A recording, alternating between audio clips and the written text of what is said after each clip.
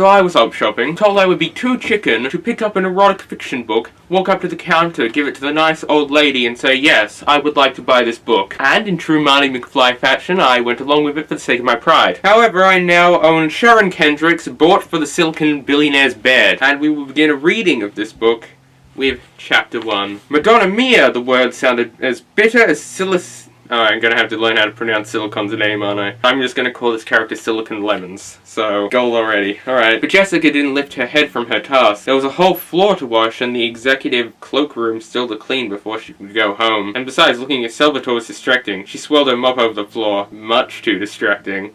What is it with these women? Salvatore demanded heartedly. The question cracked out as sharply as if he had shot it from a gun.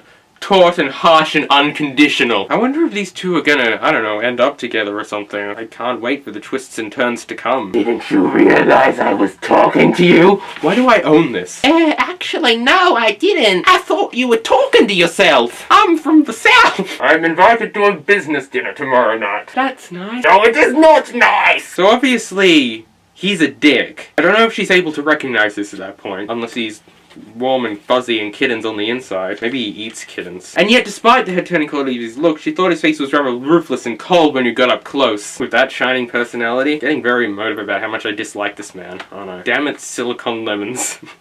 His name redeems him. She'd seen Secretary swoon and tea ladies get flustered in his presence. And she'd watch simply because he was a joy to watch. He's not that great. I mean, I can't see him. I can only see him for what he is. I hope this is somehow acknowledged that he's terrible. He was tall and lean and his body was honed and hard, with the wide silk shirt he wore hinting at the tantalizing shape of his torso beneath. Raven dark hair contrasted with glowing olive skin and completed the dramatic palette of his Mediterranean allure. There's a whole page dedicated to how handsome he is. It sounds like a wet dream. And from the faintly impatient crease between his dark brows, it seemed that he was expecting some kind of answer to his question. He had a question a few pages ago, I think. She spends a whole page describing him between dialogue. Had he really believed that things would be different here in England? Yes, of course he had. Not much of a hook there isn't. Women plotted and they behaved like vultures when they saw a virile man with his seamless bottom bank account. Wow, what year was this written? I always could turn the dinner invitation down. I could claim that I had a cold. Jessica's lips curved into a reluctant smile because the very idea of Silicon Lemons being helpless and ill was impossible to imagine. That's why you're laughing at him. Sometimes she seemed to forget herself, to tell him what she thought instead of what he wanted to hear. That is actually a good point if you want to smooth up to your boss, smooch, you want to fuck him anyway. I don't fucking care what the fucking long is this book. Blah blah blah blah, I do not care about any of his social cues. Can we move on? It looks like you're stuck with going after all, she observed, and gave the desk a squirt of lemon liquid. Squirting the desk with him. He frowned. Not for the first time, he found himself wondering just how old she was. 22? 23? Why on earth was she cleaning the offices for a living? Who is this woman? Did I let her in? Did someone else let her in? Who am I?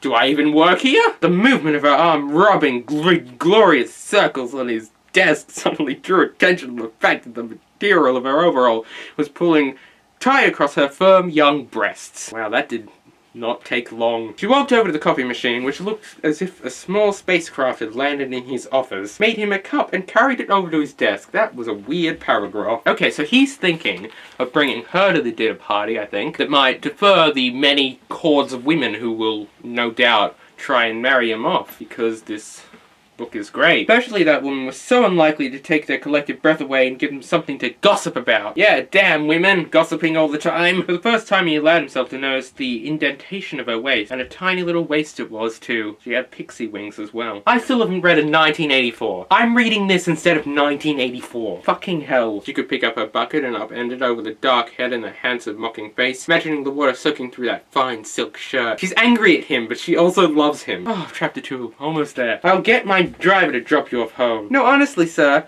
That's fine. Just accept it. Make it 7:30, he instructed. But no arguments! And punching out a number on his telephone, he began to speak rapidly in Italian before turning his back on her. This guy's a dick. Okay, let's officially rename the book to The Misadventures of Silicon Lemons and His Submissive Slave Girl. Oh, actually, the fact that I even got the word name Lemons is because this author keeps describing stuff with the word lemons. When I started this channel, I had a dream.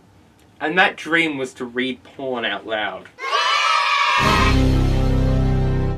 I'm wondering if I should use these at any point. I'm sure I'll have to.